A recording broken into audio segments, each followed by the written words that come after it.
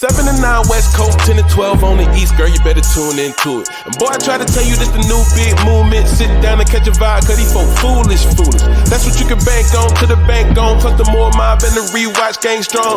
You were not tuned in to Zooming with the Zoomies. I'm at Zooming with the homies on, man. Hey, Tom.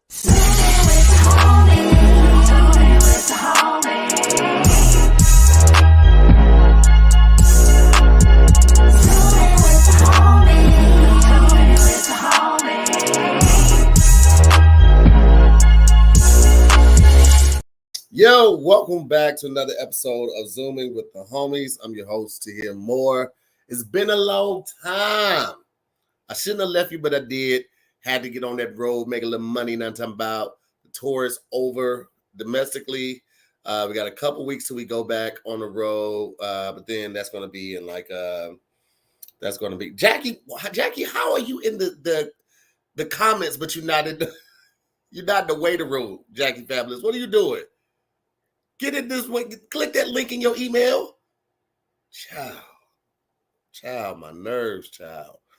Anyway, shout out to everybody that pulled up, showed love to Farren while she was guest hosting. She did an amazing job. And shout out to Shantae Waynes for doing an amazing job last weekend. That was a great show. I tried to pull up when I could, when I wasn't on the plane or wasn't in the car with a lot of people, pull up and hang out with y'all for a little bit. Just let y'all know I'm still invested. You know what I mean? This is my baby, so I still like to be a part of it as much as possible. But it's good to know that people got my back. They can hold it down when I am on the road or just taking care of business. Thank you, Tier. She said Farren was great. I appreciate that. She was. Yes, Angel, TAHIR'S back. Shout out to Coco too. Coco pulled up to the Dallas show. She helped out. We had a great time in Dallas. Dallas was just an amazing time to close the tour out with.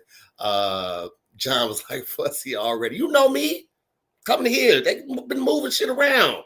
Yeah, I'm fussing already. We got to get it going, man. Ain't no games being played. Get your feet together, as Tony Baker would say. But thank y'all to everybody that pulled up, had a great time. We back in this joint, man. We got a fantastic show for you. It's a great way to kick it back off. Very excited about this show, man. Got a lot of dope people on this one.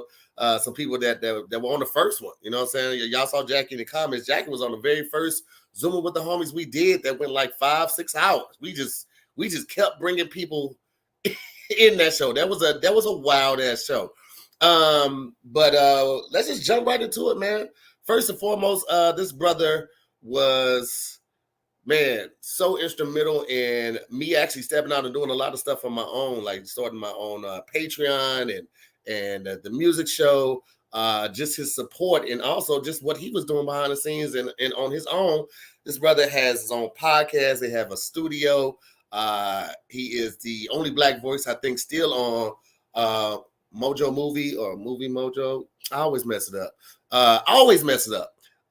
He made the Geek Set logo just looks so dope. And if you go to his studio, man, it's a flash back to your younger self and just all the amazing toys you used to love. Super supportive guy, super creative guy, super dope. Really putting the city on the map. Milwaukee, stand up, ladies and gentlemen. Welcome back to the show, Mr. Young. Deuces. Bam, bam, bam, bam. Hey, man. Hey. Yeah. How you doing? Man, you know, I'm out here surviving. You know, I decided to jump 10 toes down in this acting thing like 2 weeks before the strike. So yeah, I'm out here surviving. But hey, man, you know, I'm blessed and highly favored, appreciative for being on places like this, man. Yeah, man. Hell yeah, Joe. We had to have you back. And I wanted to have you back on the show that we were like, hey, somebody dropped out, really wanted to book you for the show. So it was my first one back. I was telling Farren, because Farren does all the booking now. And I was just like, yo, let's get Deuces. She was like, oh, yeah, fucking great idea. So that just went without saying, man. It was just perfect. And I'm glad that you were free. You could pull up. You know what I'm saying? The Eagles is in here. I see all the Eagle gang all up in here. I see y'all. Hey, I appreciate it, man. It came from y'all. Like I said, man, that's why I love y'all community, man. This community is so dope that, like, bro, that has translated everywhere. On Sway's Universe, on Watch Mojo. Like, I'm seeing the Eagles everywhere. So I love it, man. I always mess up Movie Mojo or Mojo Movie, Watch Mojo. And one day I'm going to remember it. One day I'm going to surprise the hell out of you. Next up, ladies and gentlemen, me and this brother just got through shooting something. He is one of the greatest hosts you will ever get a pleasure of seeing on stage. new father, very excited about fatherhood, very excited about life, about his marriage, being a husband. You don't meet a lot of black men. Well, not a lot of black men. You don't meet a lot of men who've been in the game for a long time, as long as some of us have, that don't walk around with a lot of resentment or just negativity on them. Because this game is tough. It'll beat you down. But this brother's always in good spirits, always up for a good time, stands on his principles, and is entertaining as they come. Ladies and gentlemen, welcome to the show. Okay, my brother, all right, father, husband, stand-up comedian, all right, writer, producer, okay, it's not Emmy Award winning, ladies and gentlemen. Put your hands together for Mr. Ron G. What's up, fam? How you doing, bro? I'm good. Your son look like he has not been asleep. Like he just like, yeah, this is bro, team no sleep. This boy would not go to sleep last night. He teething, so he just fussy. You know how we do with fussy people. Just fussy, so he wouldn't go to sleep, bro. Yeah, and the teething told me everything I need to know. The teething tells me everything. Yep. He's such a bully, man. He do what he want to do when he want to do it, man. Love him though. Wouldn't trade him for nothing, man. I'm out here being an active shooter. I made one of these. Hey man, made one of these. That's why I'm Team V, baby. Team V. Right. We out here, baby. I'm a weirdo out here planning kids. Who having kids on purpose? On purpose. I sat down and discussed this. Hey man, I think it's time. She was like, yeah, I think we could go ahead and do this. Hey, many of us was not made on purpose. I was made with Hennessy and a good time. Listen, talk about it if you got a second, all right? But listen, man, you know, we've been through the trenches on the stage, and now we've been in the trenches through production together. But again, man, everything I said absolutely meant. Always in good spirits. Thank you, Me and Ron were on the shoot this past Friday, and they had Ron be there at the same time as us, and they didn't use him until about 8 hours later. Yeah, bro. And when I tell you, I'm so proud of you, man. Thank you, bro. I'm so proud of you, man. Like watching you become. Because it's a cool thing. Like we do what we love for a living, but there's levels to this thing. And here you speak up for yourself in front of a bunch of people, and everybody gets scared because you use your big boy voice. I love it, bro. This is what we do. He was like, what? You told him that, but would you gonna tell me that? It's a whole story, but we'll get into the details. Listen, man. Sometimes you gotta. Hey, listen, man. Sometimes you gotta do it, and you gotta just be like, no, we're not doing that. Absolutely not. But next up, ladies and gentlemen. Back to the show. As I said, this young lady was on the very first episode of Zooming with the homies, the episode that made this a thing, the episode that continued it and helped move it along. She was one of the all-stars. I mean, if she was awake, she was coming on. She might even take a nap and come back on. Since then, you know what I'm saying, she's been doing tours all across the country. You know what I'm saying? They got shacked up and somebody put a ring on it. Married my homeboy DC Irvin's father. Looked like wait, what? DC Irvin's father on one of those pictures. Anyway, ladies and gentlemen, an amazing comedian, amazing actor, businesswoman, entrepreneur, all of that. Just an absolute treasure. Please welcome back to the show, Miss Jackie. Fabulous. Hi guys. Hi Tahir, Mr. G. There's a baby. Jackie? Last time I saw you, there wasn't no baby. What'd you say? Last time I saw you, there wasn't no baby. Yeah. Good to see you, man. Congratulations. What's his name? Idris Amir. Idris Amir. Yeah, I mean, Smart Prophet and Prince. Dr. Amir, how are you? AKA Poopy Chulo. Speak it into existence. Okay.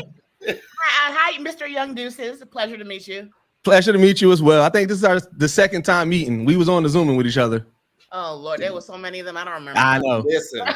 I know. Jackie, that was what a time to be alive. When we it was a blessing. You and Zooming got me fans that from all over, everywhere. I mean, like I don't have the numbers, but I'm sure thousands of fans because of Zooming.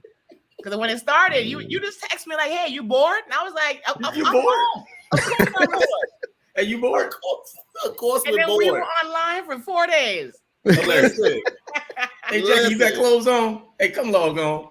Listen, between Zooming with the homies and what was the other one that was like a phone? Something house. Oh, Clubhouse. Oh, yeah. Man. Clubhouse. Had us in the chokehold. And you had to be there, bro. If you went live during that time, you just had to be there. Boy, because this is gonna be a thing when we tell our kids and others about like, yo, man, it was crazy back then. We had to do the best we could, and we really went back to just being on the phone. The only difference was it wasn't tied to a cord. Yeah. And we had fireside chats via iPhone. It was a lot going on. Man, so much arguing and gossiping. I would just log on to listen. Like, these people are crazy. I want to reset the room. Everybody, can I reset the room? One mic. Can I reset the room? Send them back to the gulag. One mic. I don't know what the gulag is. Send them back to the gulag. I want to piggyback. If you can clap your hands once, if you can hear me clap your hands twice, take it off. Oh, if you had a different opinion than somebody who was speaking, they would log you off. Yeah. Tahir, can you mute yourself, please? I can hear you burp. I can hear you swallow. Please mute yourself. I can hear you swallow. Let's reset the room. Can we reset the room, everybody? Oh, okay. We got bad. one more person, guys, before we really kick off into it. This brother also was one of the very first people that hopped on, so instrumental in making Zooming with the Homies a success.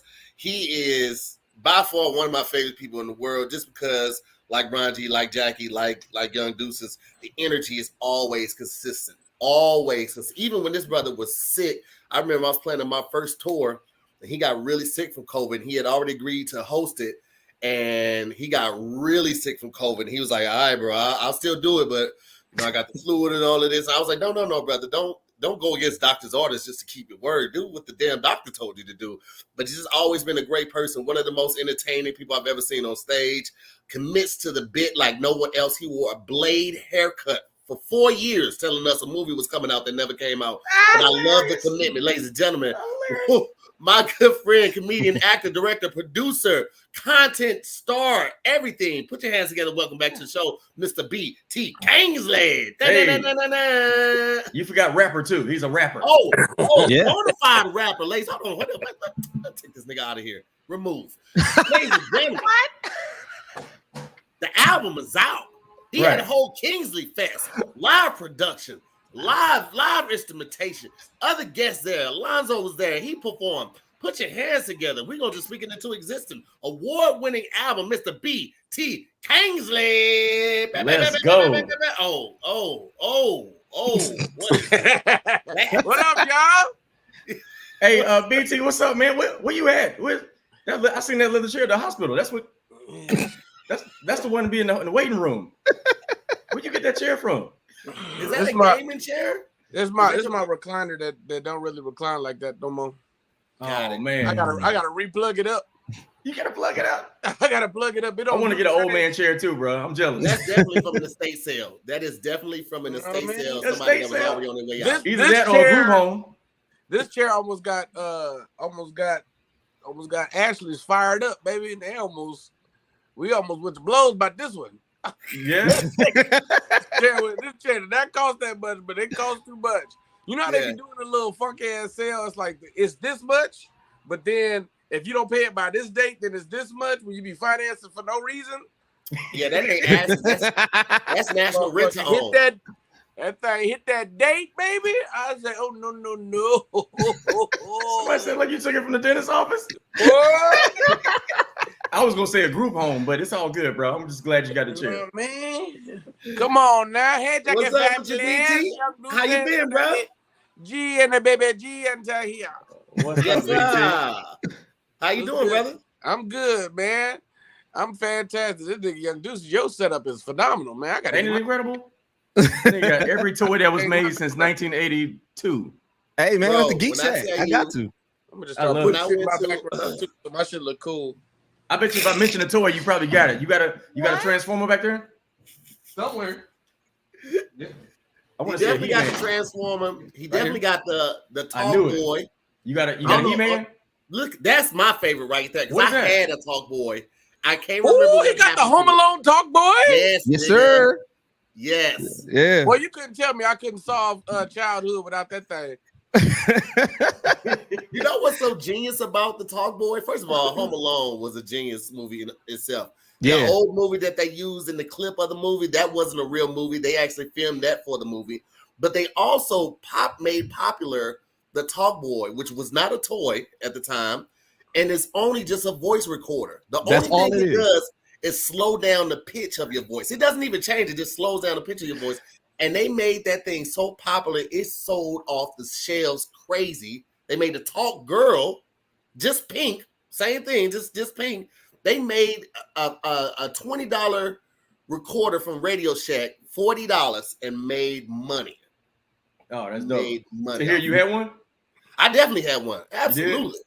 Absolutely. The microphone comes out, it extends. I don't know why it needs to. It don't need to, but that microphone extends. You got the little thing on the back and hold it. Nobody was really waiting for you to respond to their question and then slow down your pitch and play it back. Nobody was going to. They just coming in your house and kill you. But I thought I was rich. I just had a fan. I just had the fan in the window. That's all I had. Dude, you got That's all we needed. Whatever movie that was, he kept watching. It was like, lay down, you lousy criminal. Whatever that movie was, you got to find that movie too. Bro, you know that movie wasn't even real. Yeah, that's what I'm saying. It wasn't a real movie. Yeah. They made that part just for Home Alone. Really? Crazy. You filthy animal. Mm-hmm. Yep. So you would have to watch Home Alone. Insecure had a movie inside of its show, and it wasn't real. Yeah. That's dope. Yep. Oh yeah. Good time, man. Jackie, take that damn sock off of that camera. Doesn't look interesting. You look like you're in a trailer home. This is my new setup, bro. You said a trailer home? You got the lint balls on the sock. I got stuff too, young Deuces. You ain't gonna make me look bad. Jackie got a blue screen, these fantastic glasses to hear focus in and out. Listen, Jackie is confusion right now. Jackie, you see Jackie got the old lady face on. What is happening? She look like she about to say, baby, what is you doing? What? Hey, Jackie, is that an accent wall? No, it's just blue paint. I ain't never seen blue paint inside a house that wasn't at a club. Oh, it was here when I moved here. This is not my creation. Okay, all right. Jackie, I miss your face. I knew you were gonna say that. I miss your face too, BT. I miss your face. Jackie, you'll be killing life, man. So happy for you, girl. Having a good time. Just trying to be blessed all the time, or trying to be. Get out of here. Acknowledging how blessed I am. That's better. I'm surprised you had time for us today, man. Oh, shut up. Speak to somebody. Always booked. I didn't have the right connection when I did it with Farren a few weeks ago, because you know why? I didn't have Spectrum. I'm glad you brought that up, Jackie. Let me just say for the record, and I speak for me, Ron G, Tony Baker, Kev on stage, we do not have control of what channels Spectrum picks up and drops. Y'all can stop inboxing me and DMing me about ESPN. I ain't got no control. I know you know somebody that I don't. During the game, really? During the game? This is what we do with Spectrum? That commercial y'all did was like a mini series. I showed my husband because he knows y'all, and he was like, "How long is this shit?" It was going on and on. It was 3 minutes long, and we played it before every show on this last tour. Every show started with that commercial. That's Spectrum, so funny. like, sponsored the show, but yeah, they saw it. They was gonna get that commercial out. Man, that commercial everywhere. Spectrum dude. I done did so much cool stuff. Won in the Emmy, TV shows, #2 movie at the box office. You the Spectrum dude, ain't you? I'm like, come on, man. Man, hey, here. I had a closer that requires music. The DJ couldn't get the music working. He was like, put the Spectrum song on. I was like, oh, Lord.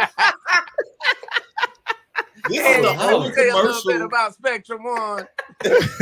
That's your Beyonce Renaissance. People remember me from. He's in the Renaissance. Which goes to show that music is that powerful, because I've done a number of commercials, but this is the only one, Spectrum included. This is the only one of all the ones we've done that they remember. Mm-hmm. I'm talking about on the plane. Somebody will stop me. Hey, you This is the one where people gonna hate you for because they see you all the time. Mm-hmm. Yeah. It's good to have stuff playing in rotation, but they almost gonna hate you. Like, you come on every 5 minutes. Why shouldn't you be on set with a red shiny jacket on? Again, I have no control over that, man. I've actually never seen the commercial in real time on TV. I only see it I was only seeing it at the shows, and I only saw what they sent us to post.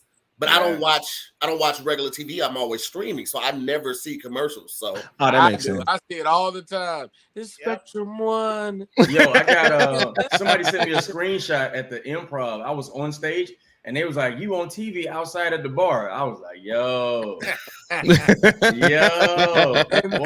roll, I think it's awesome that usually you would imagine that kind of commercial they'd want like young people, really young. And they got a bunch of grown ass family men dancing and prancing. Hey, we the new uncles. We the new uncles out here. You know what it is? This Spectrum thing we've done probably at this point, probably close to 10 commercials with them. And Kev got in first. Hey. Kev got in first, and he brought in Tony and me. And Ron G did Spectrum. They asked us to do a comedy show. We did the comedy show at the studio, and Ron was one of the artists on that show. And they liked him so much, they brought him on in on the last commercial. But people are invested in each one of us, and now that we're working together on this level, they're invested in the success of that too. So like, it's a different type of support system that they get with us, and it's a lifelong relationship, long as everything keeps going right. But yeah. it's a different feel. Because they like, I hate, Tony was talking about this on sales. Like, I hate commercials. They be like, you willing to shave? If you're like, why a nigga with a beard can't drive this Camry? Right. why can't I have a beard and drive a Camry? I don't have freshman face to deliver some groceries. Yeah. Come on, man. Come on. I didn't start I didn't start like in the thing when I do the slate. I'll be like, BTS Sherman Oaks, I'll shave. Y'all don't really want me to shave though. Y'all really. When do y'all get to that point where you can make that? Because I've gotten roles and then they will tell me to shave. Yeah. They tell you to shave. Yeah, sorry. They tell me to shave, and then when I like I don't want to shave, then they be like, well, you then they take me out. Like I lose the role. I'm like, can I how much give you money? A hack? Can I give you a cheat sheet? Yeah. When they say, are you willing to shave? Just say I'm negotiable. It sounds better. Yeah, I'm not shaving. I'm like, it's negotiable. I'm not starting back to a bald face. My wife. Man, listen here, bro. I invested in this beard. I ain't trying to. Listen, here's the thing. I don't want to shave, but if they throw an extra 50,000 on it, baby, I'm booty face McGee over here. Really? You shaving chest and face?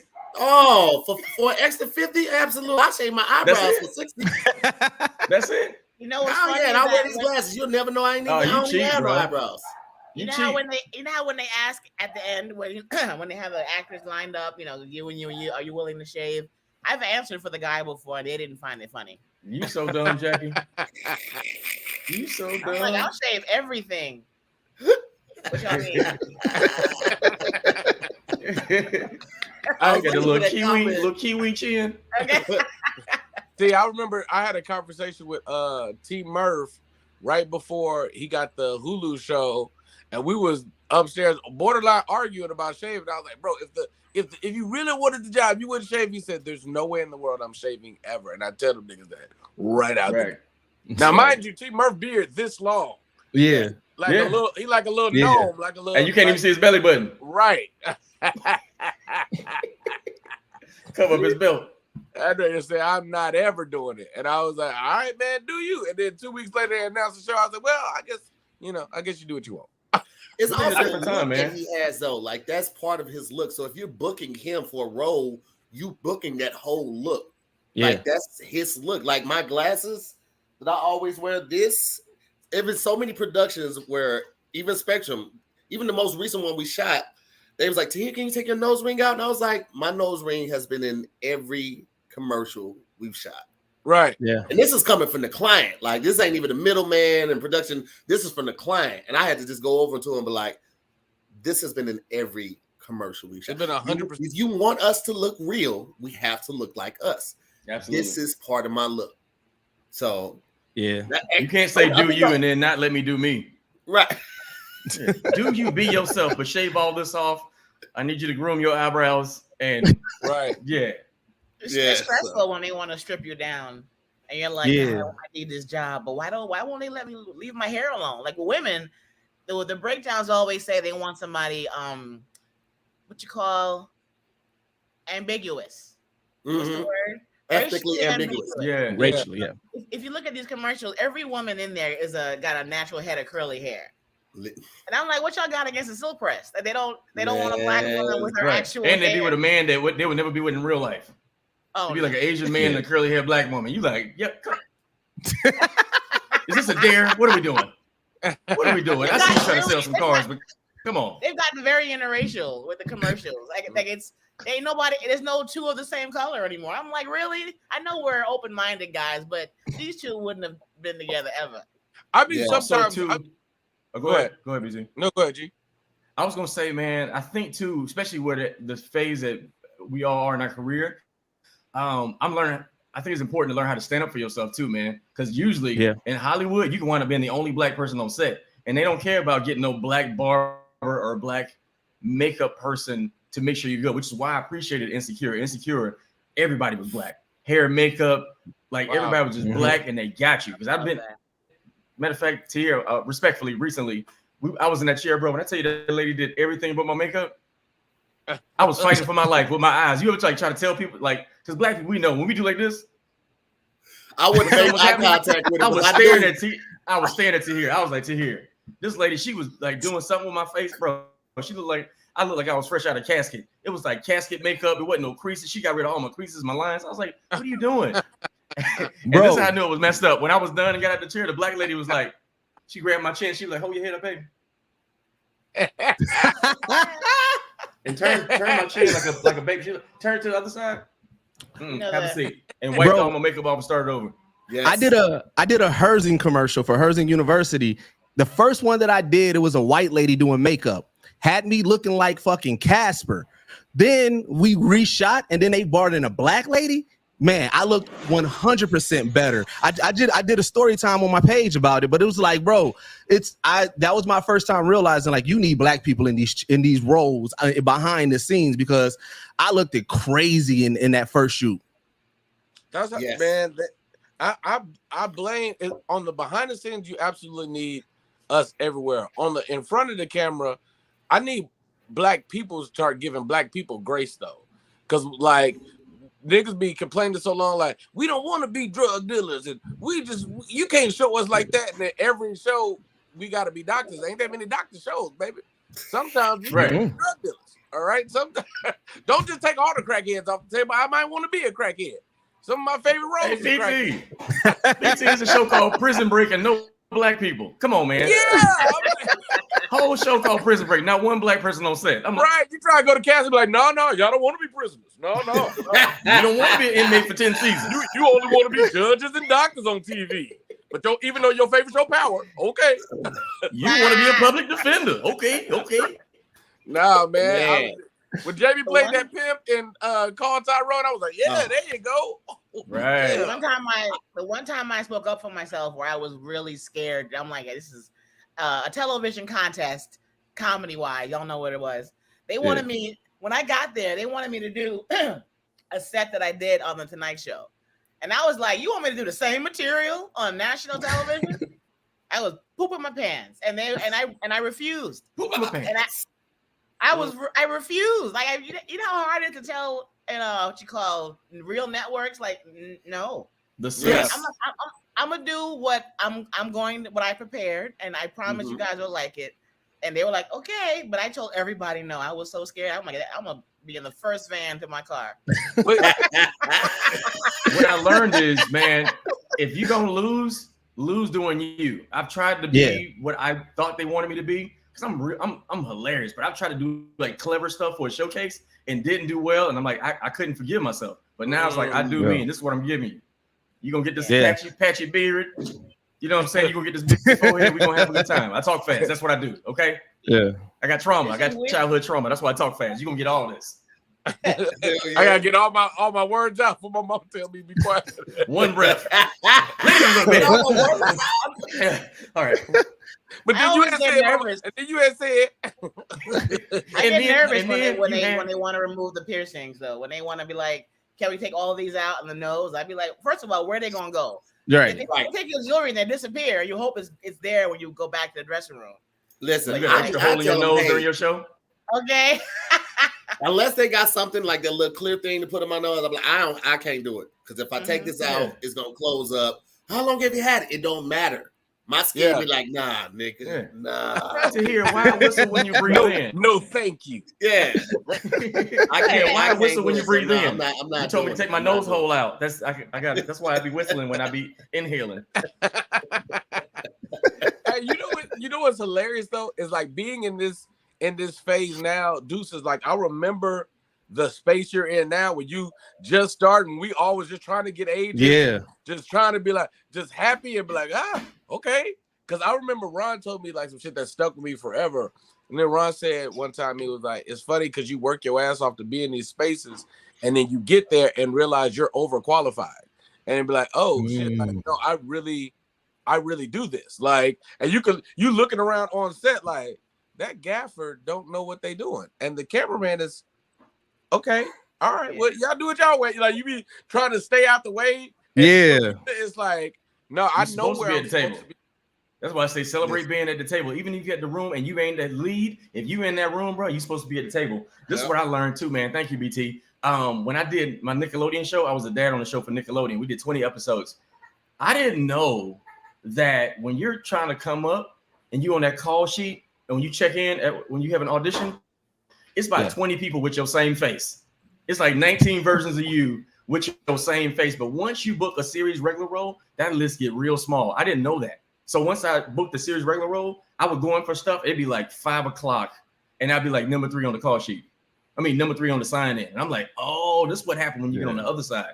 Because once you get that producer session, the list gets shorter. And once you get that producer session, they start talking to you about personal stuff. They're like, all right, thank you. I hear you're a comedian, man. That's great. Chocolate Sundays, is that what kind of show is that? Is that a black? Is it urban? You know what I'm saying? They talk to you different, and they start catering to you. So you're like, oh, this is what the other side feel like. Because most people, if you don't know, you don't know. You thinking Hollywood just everybody treats you trash. But once you're on the other side and become a series regular, life is different. Yeah, but that's why I appreciate when it's us that's running it, because I got an opportunity to be a part of a writing room, and I was never part of a writer's room. Like that was not my journey. So I'm there hella like why am I here? I had imposter syndrome. But like, I was working with Carl Jones at that time, and Carl, he really empowered me. Like, bro, I wanted you here for a reason because of what you do and the things that you are. So it's like, I feel like if it wasn't one of us, I wouldn't have got that empowerment. And so it's like seeing all the black people and then being able to just talk like how I talk and be who I am in these spaces. That shit really helped me out tremendously. He froze up? Did he freeze? No, my 5G trash. Yeah. You know what changes? You need the longer you do this, they no longer ask questions like, and the question is a disguise for can you blacken it up? I don't get those questions anymore. Because now they're like, okay, we know her personality. She's gonna come as her. But back in the day, very short back in the day, they're like, can you can you just, and it's say it more cool. Can you say it more cool? Like, hey, I be trolling. I be like, hey, show me what you're looking for. Give me an example. Give me an example of more urban. How should I get it up? The ones who are scared and I can tell that they're scared, I'll play with them. I'm like, you want me to do this? You want me to sister it up? What you need? You want some, and they're like, okay, you know what I mean to say. They want you to sound like the Popeye chicken lady? Child, honey, these new biscuits, baby. And whenever I do it, and whenever I try to do that, they're like, no, go back to what you were doing before. Yeah. I mean, it's like that. Not, I hate to word it like this, but I feel like it's more impactful. Being humble will have you not working.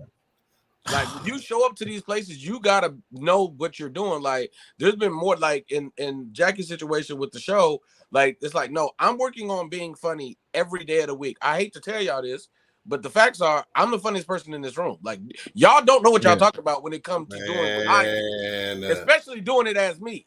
Like, you know what I mean? Like it's like there's no way like Deuces. There's an interview with Billy Kyle Evans where he's talking about when Martin first got the show, he was taking him around. He was like, yo, they had all these white writers, and he was like, yeah, this is my guy.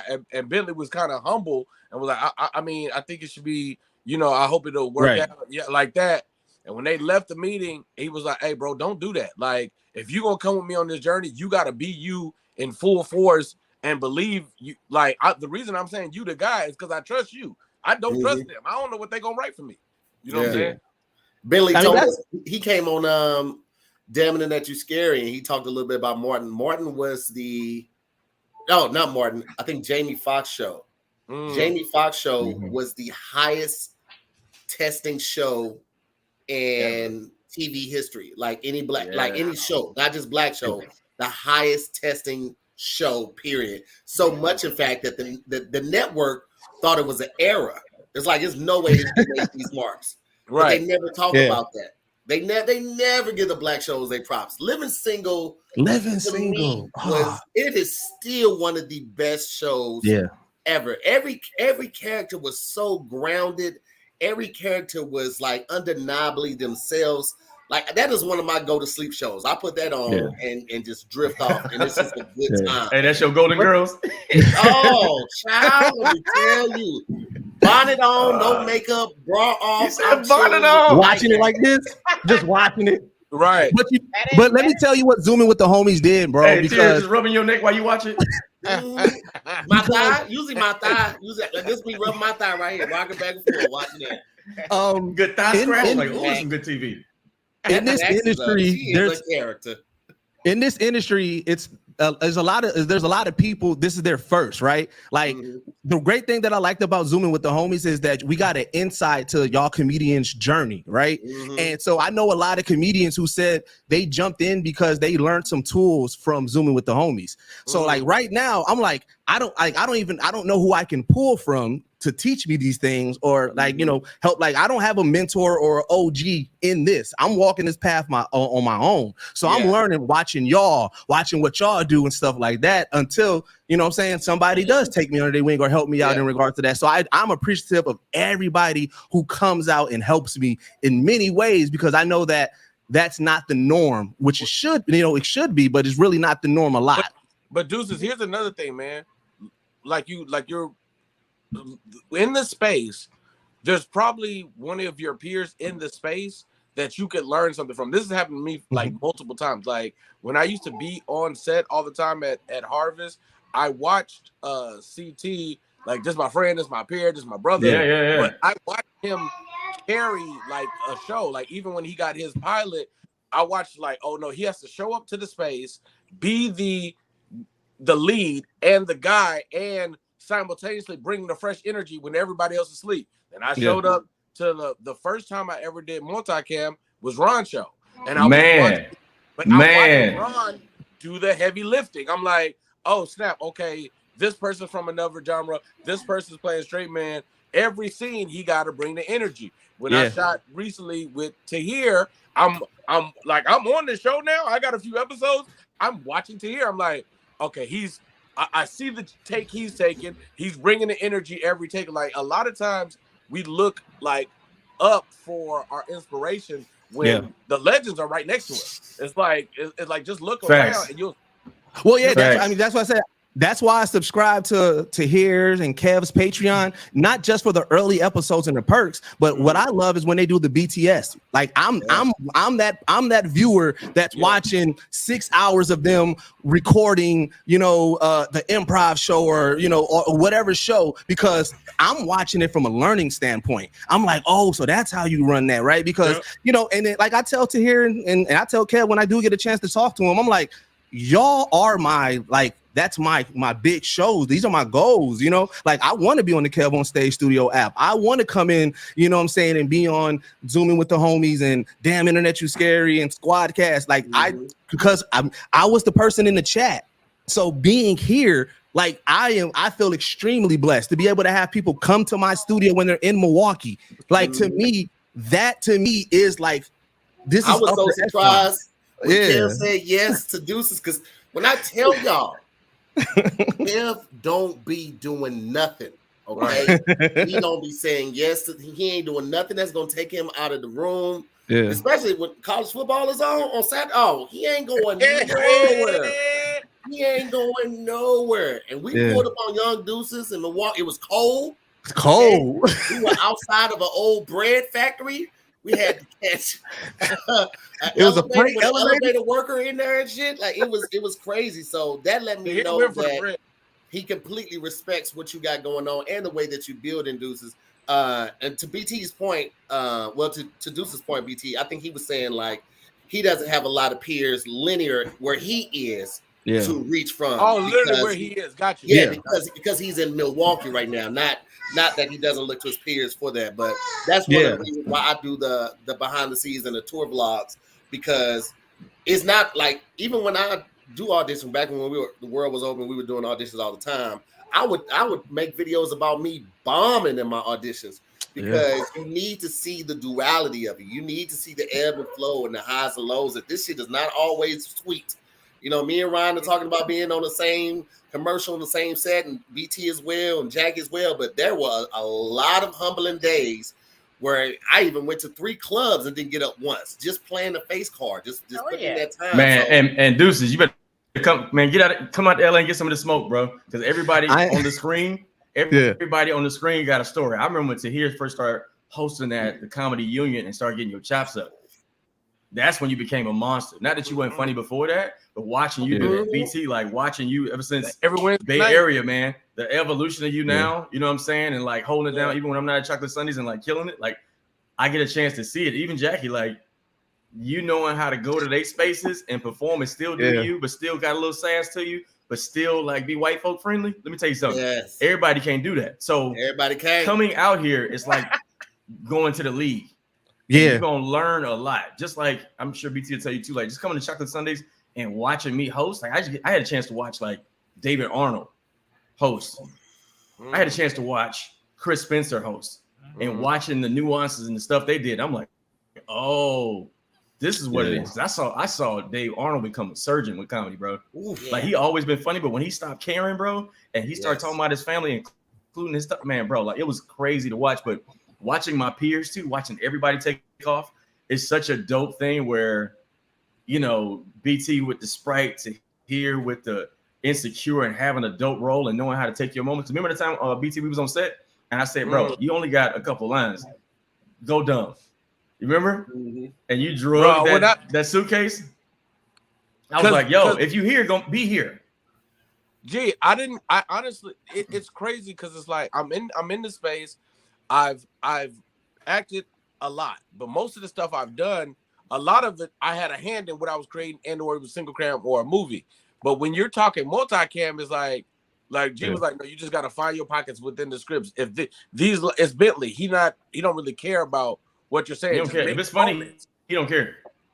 Because multicam showed me how to find what's not on the page that's funny. If you see me do multicam, all my funny ain't nowhere on that page, and I figured it out. Because you watch Martin, the stuff we love about Martin was not on that script. Oh yeah. And Bentley said, I got an X camera for you, and I'm gonna follow you around. So I said, Bentley, when I look at this tax bill and I realize it's too much, can I jump over the couch and run in the room? He was like, I got an X camera on you. He said, it's only wrong if I don't like it. So I saw the tax bill. I screamed and jumped over the couch, and MC Light was supposed to follow me. She couldn't do it, but I saw it. I jumped over the couch, ran in the room, and ran back, like ran to the other room, and like came back on the couch. Like, it was how much? You know what I'm saying? And like they lost it, bro. When they said cut, everybody was screaming. But I learned how to do that. If you see me perform, bro, I stay in the act out until it's just ridiculous. Like you might not be funny. Ron will live in the that's what I love to do. Ron will live. He would have his mail forwarded to that bit. He will live there. He changes his social. His zip code changes. Ron will live. During my special, I ran out the building during my special, and they got footage of me across the street in my joke. Yes, I was across the street still doing the jokes. When you see the special, ran out of the club. Hey, that's dope. You still can hear him on the microphone because it was a wireless mic, but he was outside doing the bit, man. We laughing the whole time too. Yes, I prayed. I wish everybody had a chance to work with the director as lenient and encouraging as Bentley, because people don't. Yeah. I think Clayton told me this. He was like, CT was like, go big, bro. You got to remember, he directed Martin. All the characters that you saw on Martin, Shanae, Rufus, not Rufus, the little kid and little Rufus, I like it. all of that, like all of that over the top, Mama Payne, all he saw all of that. So he's looking for somebody to reach that high, to get back that high. And I just wish everybody had a chance to work with a director like Bentley that encourages you to. Every now and then I come across one. When I did Brooklyn Nine-Nine, and on my audition, the lady was like, where the hell have you been? Right. And it was refreshing to hear, because when we get those little moments, it's reassurance that we're on the right path and that we're not tripping and we are as talented as we think we are. But it's very far and wide in between when we do get them. But Bentley is just. Did you have that moment in Abbott? Because Abbott felt like you. Oh, yes. Yeah. So in Abbott, I would probably say I've had the most fun recording in Abbott, Brooklyn Nine-Nine, and Spectrum. They really let me be who I am. Insecure, they wanted me to pull it back because it wasn't about me. Mm-hmm. I remember one time the last episode of the first season when we were at the strip club, I'm giving them what I gave them on my audition. Yeah. Last Mike was this an audition. Man, it got to a point where they was like, Tahir, just read it like it is on the paper. And that broke my soul. Because I was like, this is how I audition. I put all of this effort and energy into perfecting this, and now they're just like, just reel it back. See, but I can't wait. Hey, but did they keep your ad libs the first time though? Did they keep your ad libs the first time, Tahir? No, they just gave it straight hand to the thing. So, and it's okay. Maybe the scene didn't require it. Maybe I was too big for the scene. But I would always rather have somebody tell me to come down than to give them more. So I'm going to give it, and especially with shooting with Bentley, I always plan something on each shot to try to make everybody break. I know the audience is going to laugh. My goal is to get Bentley and the cameraman and the sound guy and the gaffers lighting. I want them to break, because if these motherfuckers laughing, then the people at home going to be dying. My favorite question to ask when you're on set is, are we married to copy? That's when I'm like, yes. I'm gonna do my own thing. Fuck these papers. Jackie, I know what you know. They might be like, yes, but not for you. You do what you want. For the comic or for the funny person on set, they're like, Jackie, what would you say here? And I'm like, and then I'm like, or you ever think ahead, like, wait till I say this, I'm gonna kill everybody in here. And Deuces. I think you was on, was it Pause, the HBO show, and I was like, that's Jackie. I was like that. I was like, you was fully you. I was like, there you go. I don't remember any of it. You know, here's my imposter syndrome, Deuces. When I would go on auditions and Ron said everybody in the room looks like you, every audition I would go on would have Kim Whitley, Lonnie Love, hilarious, hysterical, and Mary Shepard, the same posse of plus size Black women, and they were always working. I wasn't getting booked for anything. And David Arnold was my person I would gripe to and complain and texting about, why can't I get work? And he's like, Jackie, as soon as all of these plus size Black bitches get on a show, I promise you'll get work. That's hilarious. And even though it's hard to hear, he's right, because they're all established. Everybody knows who they are. But as soon as one got a show, I'm like, okay, she busy. Now that Sherry got a show, I might never stop working. Now that Sherry's busy. Right. Hey, Deuces, rule of thumb too is they never know what they want until they see it.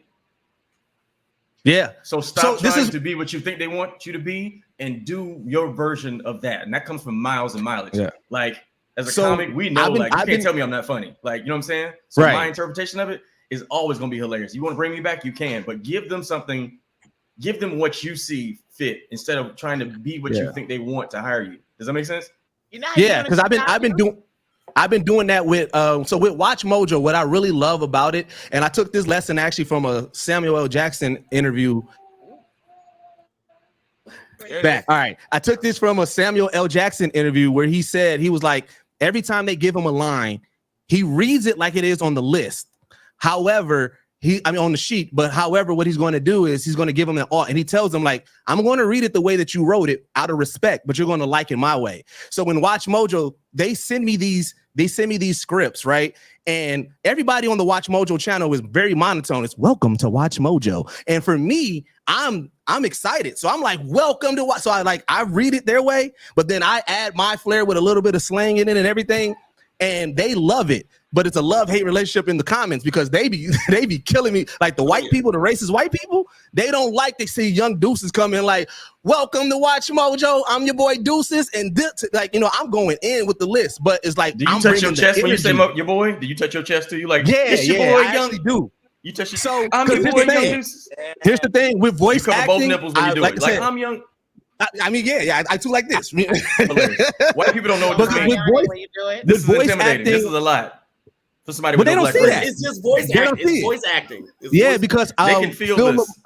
I got the pleasure to interview Phil Lamar, and so when I was interviewing him on my show, he was when I was doing the research, I was seeing how he does his voice acting, right? And this was my first time realizing that no, it's not just talking in the mic. You have to act everything out to get that emotion. So when I'm doing my list, I'm acting. I'm like, it's like if I'm on stage, like it's your boy Deuces. Like that's how I'm doing my The list. nipple cover.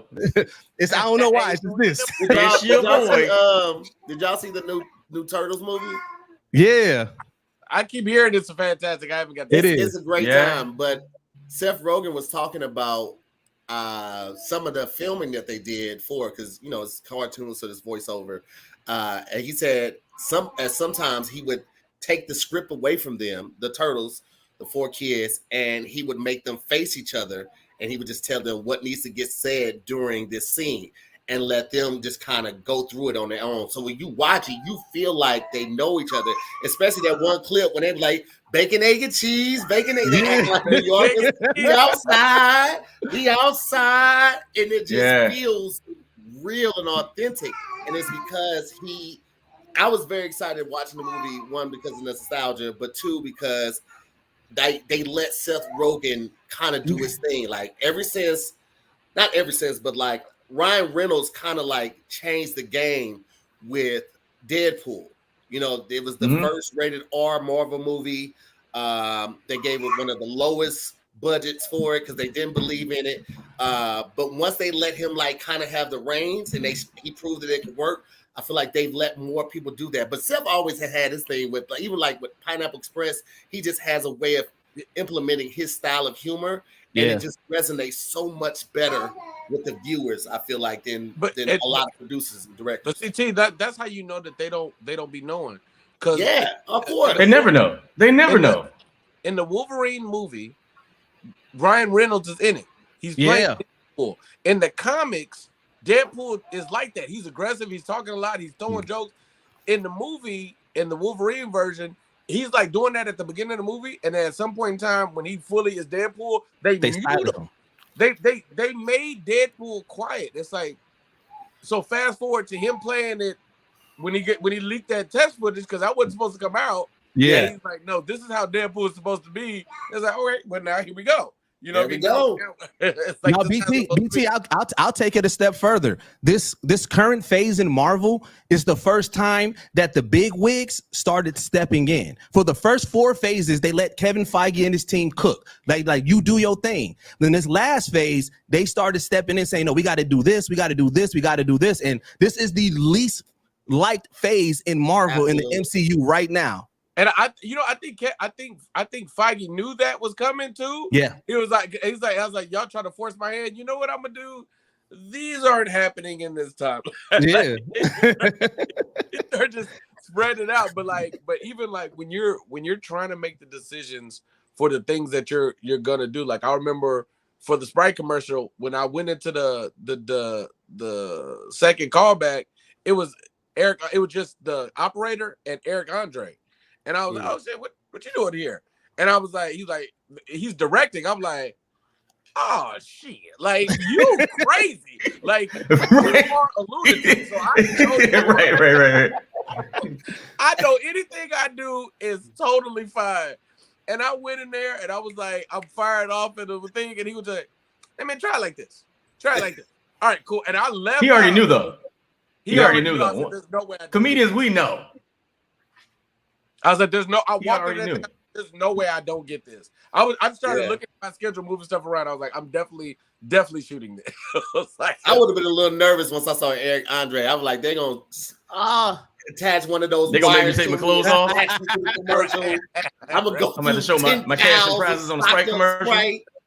Man, Eric Andre is a wild boy. I haven't had bro.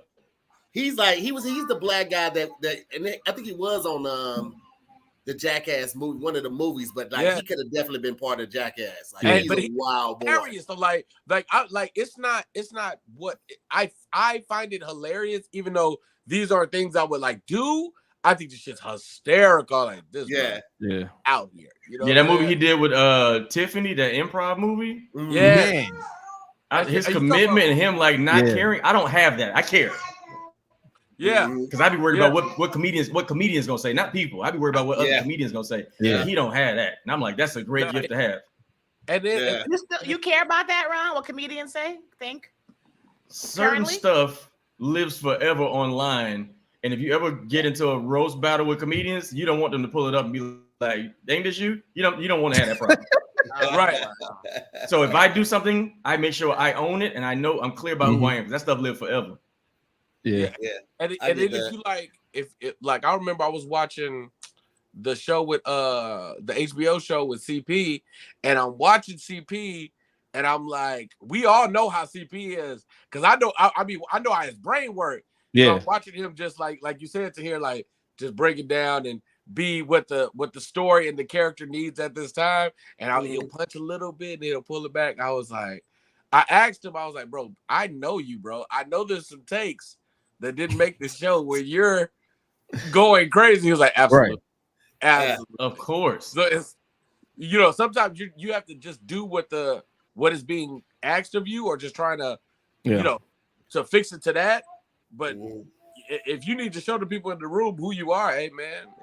Yeah. The biggest compliment though is them keeping your ad libs. What'd you say, Jackie? A good sign when you're auditioning and doing well is when they want you to stay to read everybody that's online. You ever had that happen? Yeah. You're like, Jackie, do you have anywhere to be? I'm like, I'm in Santa Monica. I could be here all night. Right. 3 hours to drive back from this audition. I got plenty of time. What you need? Jackie, you'll be so happy they shut that place down. Which one? Is Santa Monica? Santa Monica did not make it through the pandemic. If it across from the park? Yeah. No, the one that was not it was across from the big old park. Yeah. There was one across from, on the long street, and then there was the one that's coming around the corner. One of them not there no more for sure. No way. Yeah, man. No more driving. I remember one from across the park. You have to walk up the stairs, and the restroom was like in one of the doors on it. Man, the places we had to go for auditions. When I had auditions at Fox, for some reason, Fox was the hardest. I had to park in one lot in the summertime and walk 4 blocks to go onto the studio lot. Once you're on the studio lot, you ain't there. You got to get a map on paper you don't know how to read, and then you're walking and you're like sweating. And after a while, you're like, I don't give a shit about this job anymore. I don't care if I book it. Right, hilarious. Almost getting hit by a golf cart twice. Excuse me. I done got lost on Universal's lot so many times going to do ADR because they be in so random space. I mean, so many random spaces. One time I got there like 40 minutes early and spent 25 minutes looking for this place. It was such a random ass place that had this. I love this humble bragging we doing. One time I was at Disney. I was doing a film that I was working on. I got lost a few times. It was a hot day. There was no strike. I had my frap in my hand, right? I'm walking down the lot. I'm walking. I had my iced chai latte. Hey, listen. I got some avocado toast when it was no over. Foam, right? No foam. I had my sleeve on, right? I had my sleeve. I had my AirPods fault? in. Crazy, right? Is it my fault that I'm there so much the baristas know my name? No, that's just not. You know what I did? All I can say to niggas is favor ain't fair. Okay, no, take it up with your Jesus. I was on a lot auditioning, and I was there so long, got so lost. I actually got a sandwich from one of the trucks that be outside the shows, craft services. I'm like, they don't know I don't work here, and I got a sandwich and drinks. I'm like, I'm hot. I don't know where my car is. Please, can I have a sandwich? You know what's funny about those sets though? They make sure they separate main cast a lot from background. Because I've been doing mad background, and it was like, you be with the cast, right? And then when they break, it's like, all right, they shuttle over there. They're like, hey, but y'all go over to the tables with the sandwiches. I'm like, all right. It ain't time for you to hang out with the stars. You can tell by the parking. Listen, if you park and they give you an ID badge and tell you to park on level 12, you already know you're not special. Okay. If you park next to the building and walk in, you're doing something with your life. You know, sometimes I walk past the parking space, I say a little manifestation prayer. I'm like, God, I want to park right here. not on Venice Boulevard, and the fucking studio is. Yeah, can you park on level 57? Like just the elevator doesn't work. But put this in your window. Put this in your window. Walk down 57 flights. Go across. Show them your ID. Give them a blood sample, a urine sample. Keep going. So I'm walking with my frap, right? I'm walking across, doing ADR, correct? So I just did a commercial where they had to fly me to Toronto. When I tell you I didn't know how to bro, when I didn't know how to act. They called. They was like, so now mind you, this is 3 weeks before. They was like, what time do you want the car to come get you? I was like, I'm thinking in my head, nigga, Uber show up whenever they want. Right. I was like, I don't. They was like car service. I was like, car service. Yeah. Oh, you could tell, boy. I don't even know. I really don't know how I'm functioning now. I'm like, oh, this could very well be. This the other side I was telling you about. The other side. Ron, let me ask you this, Ron. Bro, he showed up at 4:30 with a tuxedo on. Yes. It's 4:30 in the morning. He's standing outside my door. He wasn't wearing a tuxedo. And his posture was good. He got the sign in front of your building. Man, he was 10 minutes early. I was like, I'll be out there in a second. That'll be fine, Mr. Kingsley. Yeah. Take your time, sir. I'm here playing Candy Crush. Take your time. Let me tell you what it feels like to have a Maybach come get you on a block in the Bronx, and I'm getting in with a sequin dress. The neighbors are like, where the fuck is this bitch going? Couple things. That was Young Deuces with the sound effects, but it was right on point. He didn't try to do it, but what BT said, I had to go to Toronto film commercial. Boom! Everybody heard it. I was like, wait. Little humble brag. Everybody got a little humble brag. Ryan, did they offer you a car service on the last one? Oh, absolutely, brother. Okay, so absolutely. You know why that happened, because the last one we did, I asked for it, and they was like, "Oh no, you can drive." And this was the first one we did at that house, the basketball one, the glitching, right? Yeah. Denied me. So Kev got me one, and when I got to set, I made a stink. I got in trouble, right? I want to make a stink. That sounds awesome. I made a stinky poo. It was 4 diapers big of a stinky poo. You understand? Right. Can you take them sounds off screen, bro? Jesus. I forgot it was here. So my fault. Just turn down the volume on them. My goodness. So that following shoot, they got stinky poo is what you said.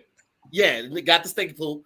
But this last one, they hit me up and was like, hey, do you need? I'm like, nah, I'm cool. I got somewhere to go afterwards. They hit my manager, was like, is he sure he doesn't need this? Because but that's why, because they be trying to play us sometimes. We can't speak freely, but if we could, bro. Man, it's all good. We got to square it away now, but boy. Bro. Hey, listen, for those of y'all don't know what's happening, when black people start talking with their eyebrows, you know something went down. Listen. You just gotta remember something. If I could say what I want, if I could speak freely and have a stinky poo with my friends, my colleagues. DT, just know that you're deserving of a very flashy car and a gentleman in a tux. We deserve it. We've been doing this for a long time. You remember that first time as a comic when you got car service for a show? You remember that first time? Car service. I remember like it was yesterday. That car service and that little sign. I'm like, hey, take a picture with me next to this. Here go my camera. This is my name, y'all. He right here. And they got a suit on hot, like just waiting on you. You want me to help you with your bags? I'll be like, I guess. And everybody in Iowa see me. Everybody in Iowa at the airport see me coming down and like, who is this? Yeah. The driver grabbed my bag and it's like, that's Sherry Shepherd? They had no idea. You said Sherry Shepherd? See, I got to take small wins. So I take those small wins. Like when comedians come to the city, I'm like, hey, put me on the list. So then I wait till the line's long and then I just walk right in front. Like, hey, I'm Tahir, put me on the list. It all count, man. It's man, that Toronto, because now I'm a fan of Toronto. Like I was like, I don't know if every experience is gonna feel like this. This is how crazy it got. So boom, car service there. Boom, we do first class flight to Canada, a hotel that, oh my, bro, I went downstairs. It's like, all right, there's 3 food options. I go one place, $28 burger. Okay, went another place. They got this little sushi looking over the city. I was like, well, the third place got to be where the cheap food is. But that steak was $148. I said, well, this ain't. I guess I'm going to get the expensive dry ass burger. Mm-hmm. You know when you work, shoot, come back. We're heading back, and I know that the other actor in this, because we had shot a few of these at this point, and he's like the face of this thing, and I'm like, okay, cool. I'm like, but he's in Van Nuys, and I'm in Sherman Oaks. I was like, there's no way when we land back at LAX that they got us 2 car services, and we're 4 minutes from each other. We just gonna jump in this thing together. They gonna take him, and then they gonna drop me off. But I tell you, both them cars showed up. I was like, oh, these niggas crazy. Hey, bro, those studios have the fucking money. That's why the strike is so imperative, because like y'all spend this money on other shit that y'all could be paying us for. Right. Bro, they always have money. They always have money. My Patreon, I had 22 checks. And I had not cash, right? 22 residual checks. Humble brag. Press the button. Go ahead. No. Hit me out. Oh. These 22 checks, you might want to hold on to that air horn. Okay. didn't even total $100. Oh. Okay, take that back. Reverse it. That's the GTA wasted if y'all know. Total $100, bro. I'm talking about checks that was like $1.11. $2.13. Yeah. It's like, bro, how? Right. How is this possible? When 4 years ago, my residual checks, the smallest one was like $118.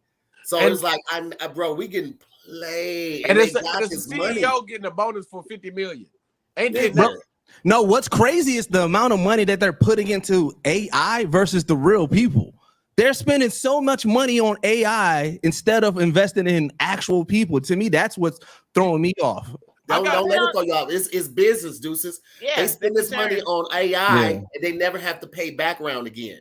That's why they're spending the money on AI, because what they were trying to do is get background work actors to come in.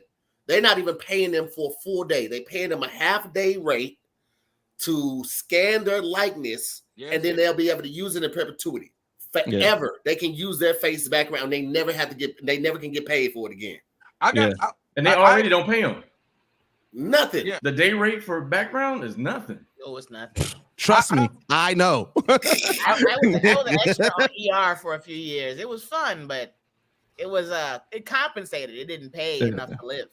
And this is like I feel like after this strike, like there's going to be a reset. Like what Jackie was talking about was like, you go out with these actors, like there was something that so-and-so had scheduled.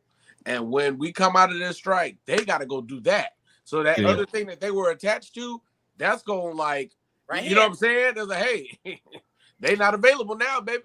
Right. Bro, I also believe that we're overdue for another black comedy renaissance too.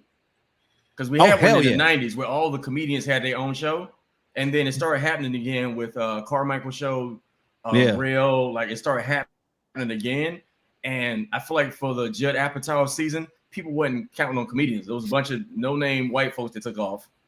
You know what I'm saying? But then it started happening again. So I feel like when we open back up, I feel like comedians gonna be the wave because we got answers, man. Young black comedians, we always had the answers, man. Right. Watching us disrupt the system like with 85 South, disrupting the system, Country Wayne disrupting the system, like watching these people disrupt the system, like something is happening below the surface that they can't get a beat on, but they're gonna try to figure out how to get the money off of it, even though we starting the wave. Yeah, and I also think just black people, because you got to think like you look at you look at Quinta, you look at Issa, you look at like all the shows that are popping is either show ran by somebody black or somebody black is involved, or somebody's like their life story retold in the cinematic world or TV world. Like as somebody that's watching it, I'm seeing all y'all black comedians, these black actors, black directors, black content creators getting shows, getting things like that. It's like, to me, that's where the inspiration comes. And I'm like, when this strike ends, I feel like that is going to continue and even get bigger. because they're looking for people and I remember when Survivor's Remorse came out, they were scouring the city looking for tall actors who could also hoop. They were searching. They was like everywhere. We need a tall actor who can hoop because it's not LeBron, but it's LeBron and Jace. And they could, oh man. So the homie went in, gets called back. He's like one of the few people. We're like going through the line, so he's very, very close. But for whatever reason, they went another direction. And then if you watch the show, they just stripped the basketball from it. They was like, all right, we couldn't find it. Yeah. So now when I'm watching Winning Time and I'm watching all these tall, amazing actors, I was like, so everything that they're all there. Because the dude that's playing Kareem, I don't know what he did before that. He's killing it. The dude that's playing Magic, I don't know he's what amazing. He did before that, but he's killing. I was like, whoo! I was like, whoo! Even Norm's Nixon's oldest boy is. I was like, this show is. I'm like, whoo! I was like, I remember y'all scouring the city. They brought me in a few times. I was like, you guys, I don't hoop like that. I'm mid, bro. I am very mid on the basketball. I'm gonna get you 62 rebounds and 1 point. Man, I'm on defense, baby. I'm good on defense.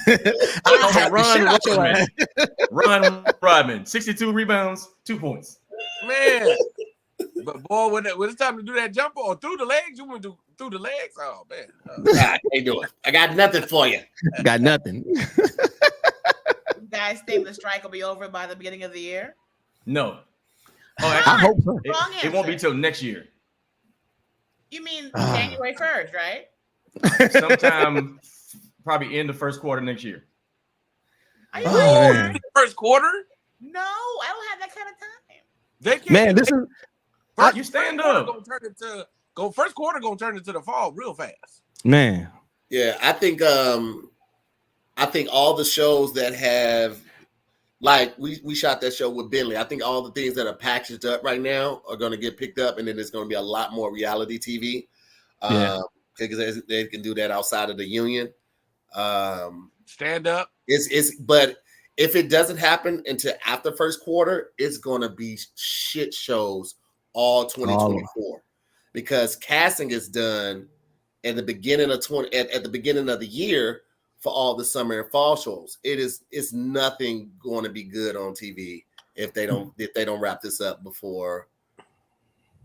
I need them to wrap it up fast. Like I was telling you, Tahir, I took 2 weeks before the strike hit. I had landed my first main stage, like main casting role, and I was part of this writing room.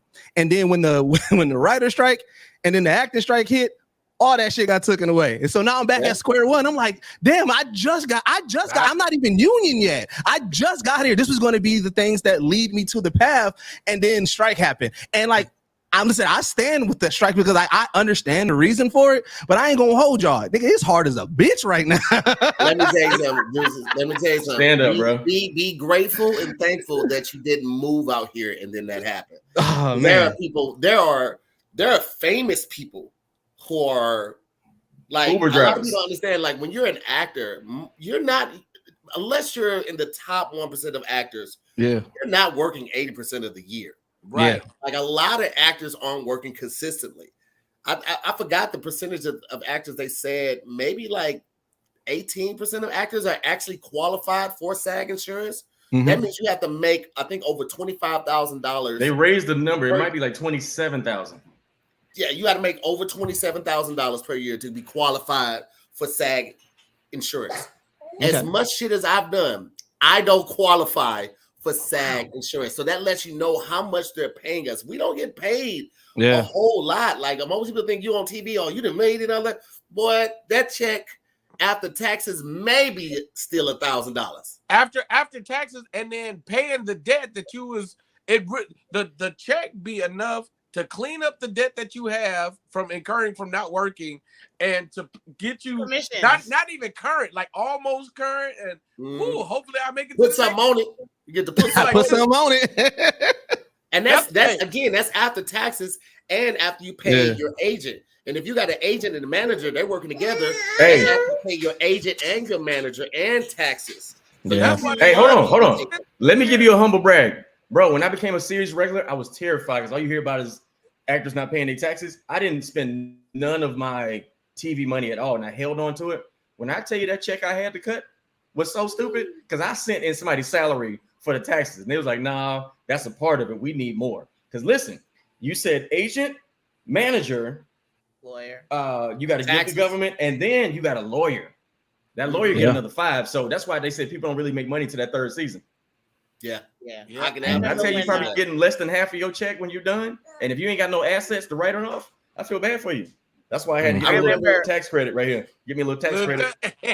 I remember when Yvonne got her new car and her house. She didn't do that shit until the 3rd season. Of course. Yvonne didn't spend none of that money. She held on to that insecure money until that 3rd season. That's when she got her house.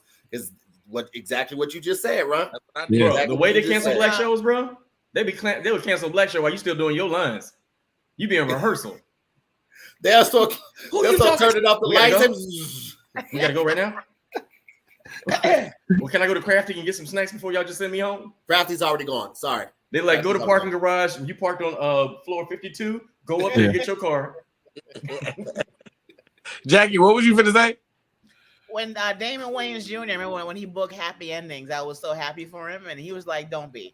I'm like, "Why?" He goes, "This don't matter until about season 4." And I'm like, "You really?" He's like, "Yeah," because I was just learning what people were getting paid back then. Yeah. And he was like, no, this is a job, and then maybe season 3, I might, buy something with it, but I had to learn from a lot of people who work way more than me. They're like, and one person's like, if I had a new purse because she knew I booked the job, she'd be like, "Why are you spending your money? You're supposed to hold on to that. Don't be Louis. You ain't got Louis Vuitton money yet, from a TV gig." So it's humbling, but you have to hang in there. Taxes, bro. That's why we need more people like y'all to talk about it. Like, again, I'm telling you, I learned a lot from y'all. No, you got to find out the hard way like we did. We ain't telling you nothing. I did. Wait, let me tell you my hard way. We figured it out by only having food at the comedy club at night. Let me tell you was my booking. Let me tell you my hard lesson that I got with the Herzing University commercial. That was my first national commercial. I was excited as fuck to be on that commercial. What is Herzing? What is that? It's a online college. Okay, all right. So I was excited as fuck to get that role because it was me and it was also my voiceover, right? But and that's where I graduated from college for graphic design. So you know what I'm saying? Like they reached out to the alums and they was like, "Look, we wanted people to tell their stories." I was the only black graphic designer in the program, so they was loving everything that I was talking about. So then they was like, "Yo, let's put you in the commercial." So I'm like, "Bet." They was like, "We don't normally pay students, but we gonna give you this $1,500 real quick." I'm like, "Oh, bet." Like I'm like, I love it. Got the $1,500. Commercial running everywhere. I'm excited. People hitting me up like, "Yo, I saw you on TV." I'm like, "Yeah, that's me." And then I look, I'm like, "Yo, this is like one of their biggest commercials ever." I was like, "Shouldn't I be getting residuals from this?" Nope. They hit you with a buyout. They hit me with that $1,500. Bye. I said, "Motherfucker." Buyout. I said, "Shit." Deuces, I booked a progressive commercial, and I thought I was gonna buy a castle. I was like, "I'm on progressive. This is gonna show," and it showed a lot. I made total about $9,000 over maybe about 3 years. But prior to my lifetime of getting bookings, before me, you would get paid enough to buy a house and put your kids through private school. They changed the residuals for commercials a long time ago. Now where you don't get they put a cap on it. You can't get more than I think 97,000 or something like that. Yeah. Dudes, watch this. So I shoot the spray commercial. We shoot 3 of them. I'm like, "Oh, this gonna be." Hey, I'm about to buy a mall back home. So they running it a lot. They running it every basketball game. They running it. I'm like, okay, here it comes. And then the check came, and I was like, you was like, because I did a Ford commercial like years ago, like 2014, 2015. And it was kind of the same thing. Like I was the main guy. Everything was kind of working around me and it was chunky. So I'm expecting that, man. So Kid Tay Scott stops me. He was like, "Hey man, congrats on the commercial." I was like, "Yeah, I appreciate it." He's like, "That check ain't what you thought it was."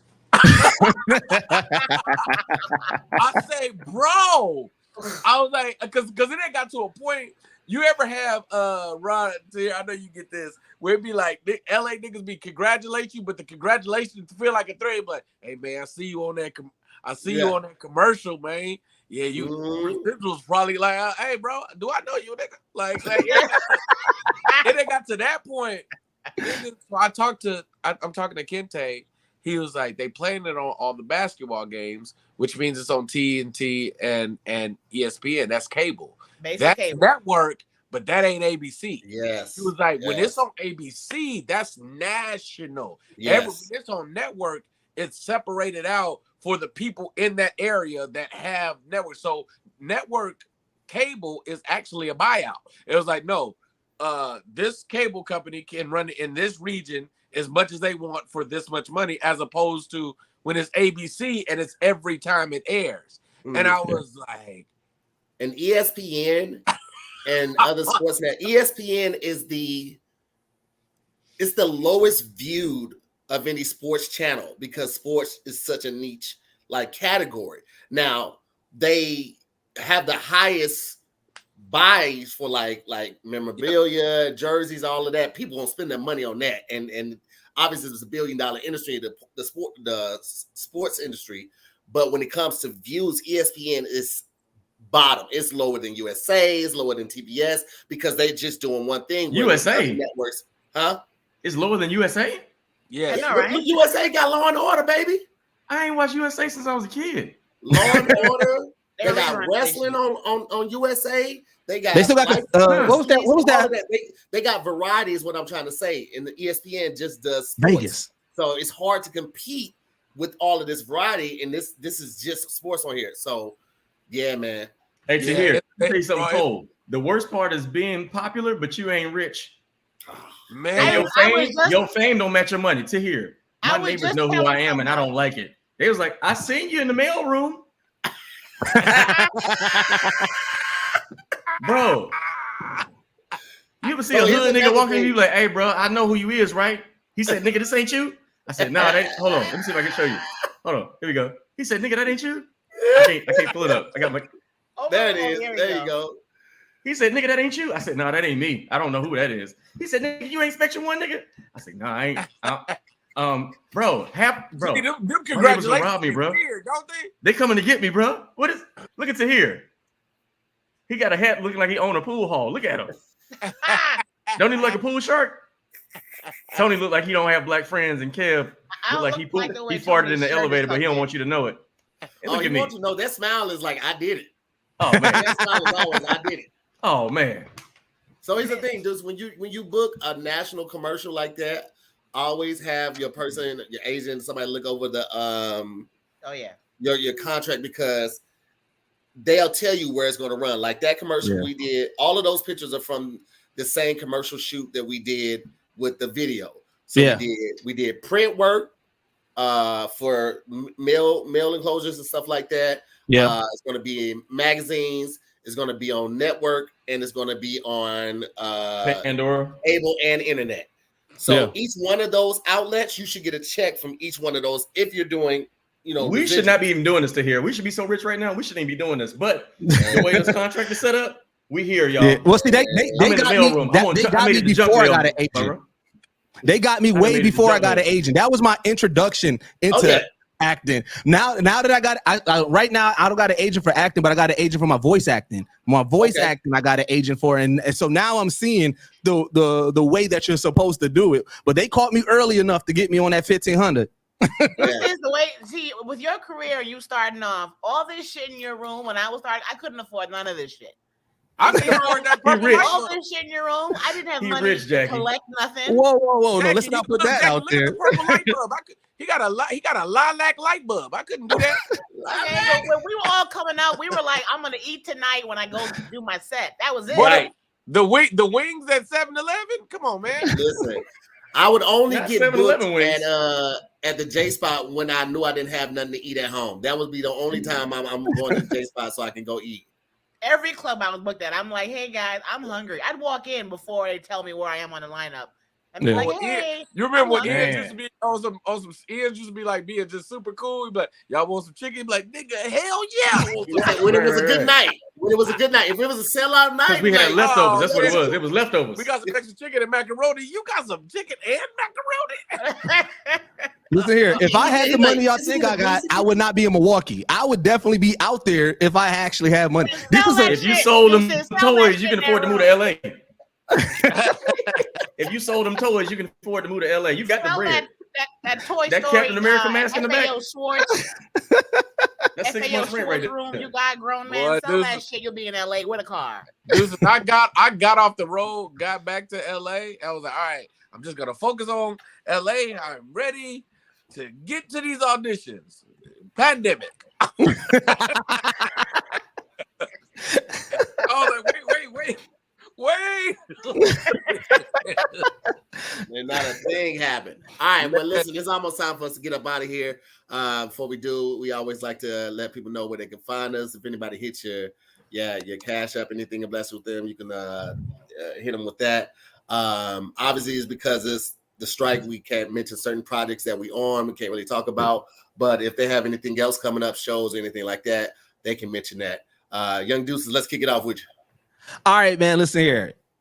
What I need from everybody is just support in the things that I do, man. You can follow me, young_Deuces, anywhere, or Geek Set Podcast. We are the only podcast that blend hip hop culture and geek culture together. We interview people. We just talk about nerd and blurred culture. Right now, we're currently independently producing and working on the Black Geek documentary. It is showing just blurred culture, but from the Black perspective, making sure that, you know, those colonizers don't step in and try to capitalize off of Black nerds. So go to the blackgeekdocumentary.com. You can see all about it, but young_Deuces, and go to the Geek Set Podcast YouTube page. I do story times. And then if you hear me on Watch Mojo, I need y'all.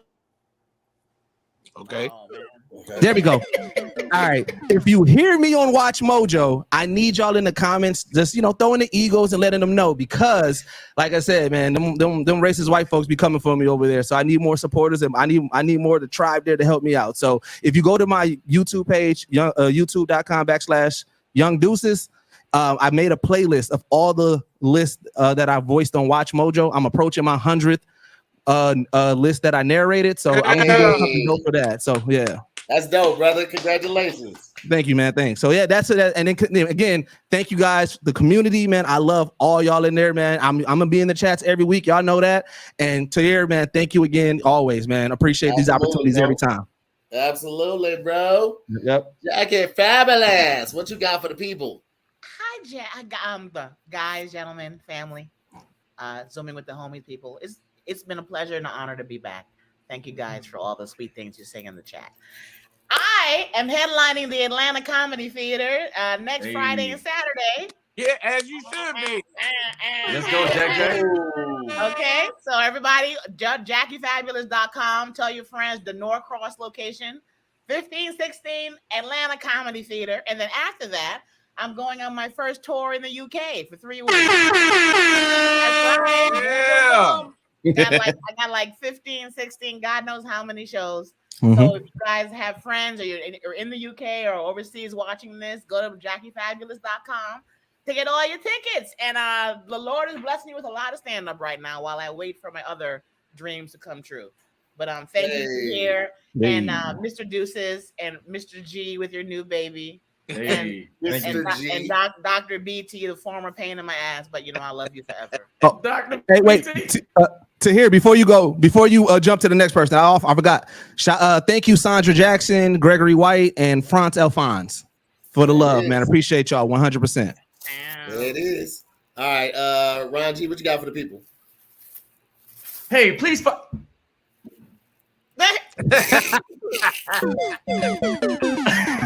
I'm playing.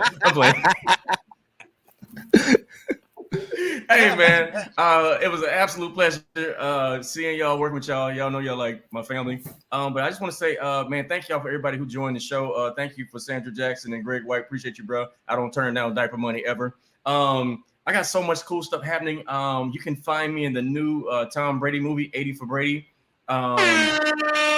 Humble brag as a mama.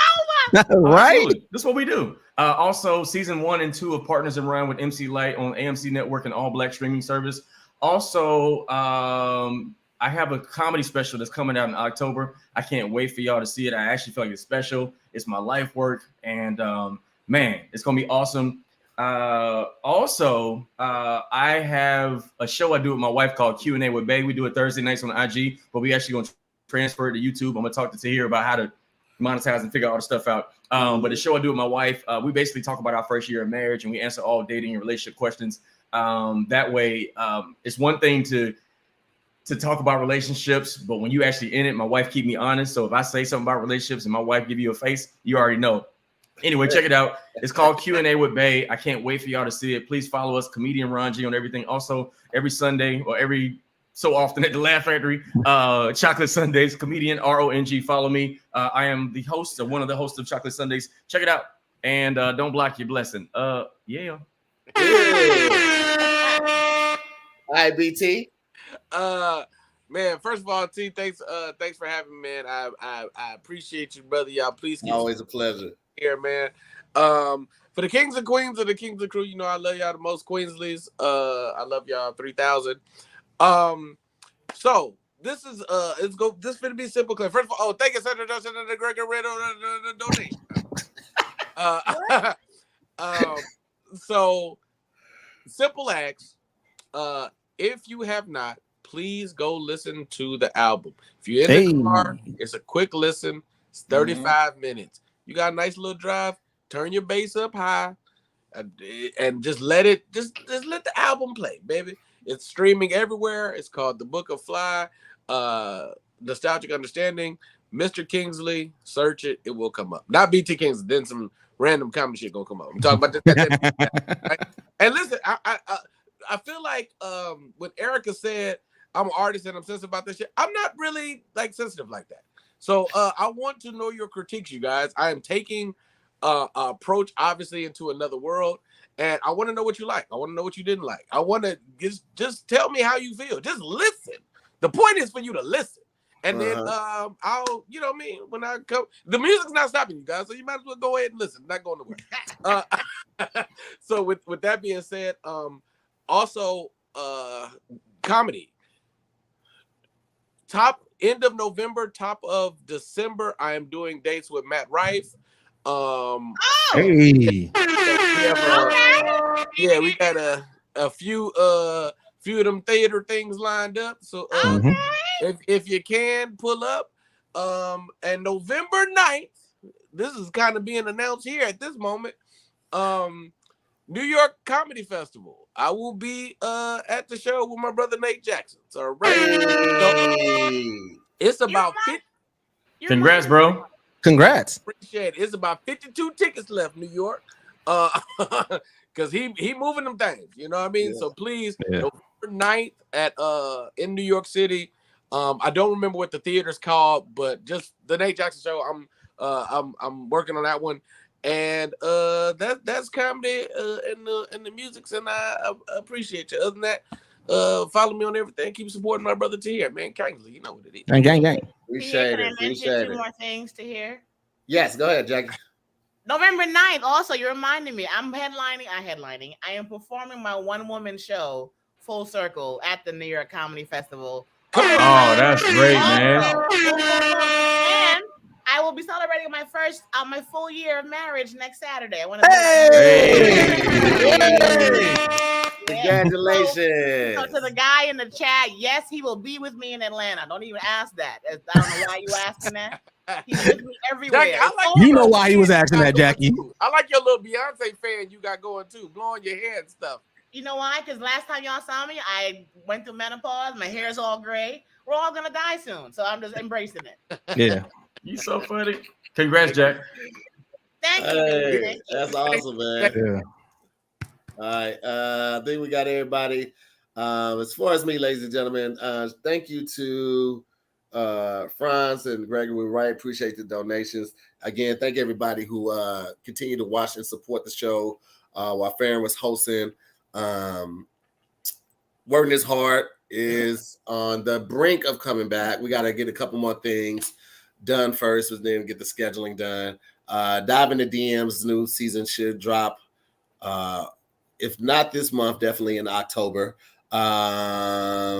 And that's when we plan to start maybe filming Wording is Hard as well. What else? Spectrum One. You know, it's out there. You know, that's out there. Still get the Kev on Stage app. You can download that and watch all the shows. Streaming service. Kev on Stage streaming service. Kev on Stage streaming service. We got some quality entertainment over there. You can go and watch a lot of great stuff. And tour dates. Don't. Yeah, we got. Oh, you're right. I absolutely was about to completely forget about that. We're going to do our European leg of the tour in October. Come on, European. Humble brag, passport. You know how we do. Berlin, London, and Paris. What are the dates? I think we're going to be over there October 18th through the 25th, something like that. Holla at your girl. Tell Kevin I'm available. I can tell a joke or two. Hey, you know, I be doing tour promos. I did Shantae Wayne's audio promo, you know. So if y'all need that, hey, let me know. I'll do the voiceover for it. We might, because Berlin, I think, it sold 15 tickets. So we're gonna see Berlin and Paris. Listen, this is how it is touring with Kev sometimes. Like, we're gonna work our ass off, but one of those is definitely gonna be a vacation. I am absolutely losing money on this trip, okay? Because I'm taking the family. This one, the kid has never been out of the country, so I'm absolutely going to lose money. The euro is killing the dollar right now. It is killing the dollar. It's like it's bad. It's bad. So I'm definitely going to lose money on this trip. But you're gonna be sick when you convert that money at the airport. Ooh, you're gonna be sick. You know what? Most times though, I just use my Amex because the fees are cheaper for me on my business card on my Amex. Another humble brag. What card is it again? I'm sorry. What'd you say? Hey, it's a Delta Amex. You know, the points help the miles and vice versa. You know what I mean? So that's all that is. That's not a brag. Anybody can get one. You know, they can. You said a Delta Air Max? What'd you say? Air Max? Like the shoes? It's an Air Max. Air Max. What'd you say? Air Max. American Express. That's all it is. Oh, American. Okay, you said Air Max. Okay, cool. Just the business elite card. That's all it is. But yeah, we're gonna be over there, and then I told some people I'm treating myself to a vacation. I leave actually Tuesday, and going to Cabo with my best friends from college, and we haven't seen each other in years. So. Well, we haven't vacationed in years. We saw each other not too long ago, but like this is gonna be like our first grown-up vacation. So I'm very excited about this. Also weird because it's the first vacation I'm taking without my wife. So, you know, it's just a weird little place. How you do that? I know, right? I basically told her, I was like, hey, the Bessies are going here. We just tell me your ways. I can't even imagine that. Okay, but go ahead. Okay. Hey, you're listen, like man, we going to Berlin. You gonna take the Air Max? Yeah. Ryan, kiss my ass, okay? Okay, I'm sorry. I have a condition. You know I have a condition, okay? Just because you lost your country, Ryan, don't mean I got to lose mine, okay? Ryan, swear up and down, he ain't from the country like that. He get out here in Hollywood and start moving like all of these fast folk right now. I'm from the country, the city folk. Yeah, when you got so hanging around these city slickers, you start eating Grey Poupon and oh, now you eat dinner? You don't do supper no more? You don't do supper? Man, I apply my butter on a toast by taking out a stick and just running it across, and then I fold that paper right on over. That's my level of country right there. So. But thank y'all so much for watching, man. There's been another episode of Zooming with the Homies. Shout out to all my guests, Jackie Fabulous, Young Deuces, BT Kingsley, Ryan G. You guys got a lot of stuff to be entertained by and a lot of amazing people to be entertained by as well. Make sure you check them out, support them on this platform and all of their platforms as well. I appreciate you guys always. It's love. I'll see you next week on another episode of Zooming with the Homies. Bye, guys. Love you. Peace. Love you guys. Hey.